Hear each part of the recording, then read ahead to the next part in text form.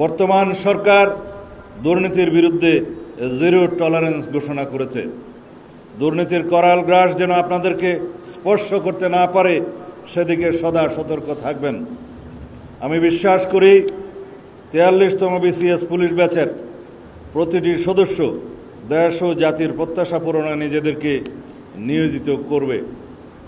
আপনাদের মেধা, নিষ্ঠা আর দেশপ্রেমের উপর আমাদের আস্থা আছে। বাংলাদেশ পুলিশের ঐতিহ্য ও গৌরব ধরে রাখতে হবে। মুক্তিযুদ্ধের চেতনা ও 2024-এর ছাত্র গণ অভ্যুত্থানের শহীদদের আত্মত্যাগের প্রতি সম্মান জানাতে এবং একটি শান্তিপূর্ণ ও উন্নত গণতান্ত্রিক বাংলাদেশ বিনির্মাণে আপনাদের ভূমিকা পালন করতে হবে। এই আমাদের প্রত্যাশা। আমি আপনাদের উজ্জ্বল ভবিষ্যৎ কামনা করছি।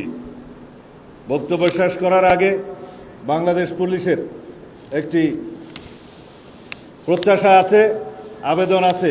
বিভিন্ন পর্যায়ে আমি আলাপ করে এবং সর্বস্তরের পুলিশের কর্মকর্তাদের সাথে আলাপ করে যেটা অনুধাবন করেছি, বর্তমানের যে পোশাক, এই পোশাকে পুলিশ বাহিনী সন্তুষ্ট নয়।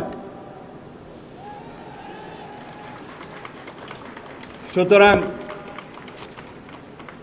যাতে আমাদের আগের ঐতিহ্যমণ্ডিত যে কোনো একটি পোশাক বাংলাদেশ পুলিশ বাহিনী পায়, সেজন্য সরকারের সর্বোচ্চ মহলে আমরা আলোচনা করে একটি সিদ্ধান্ত দেব ইনশাআল্লাহ।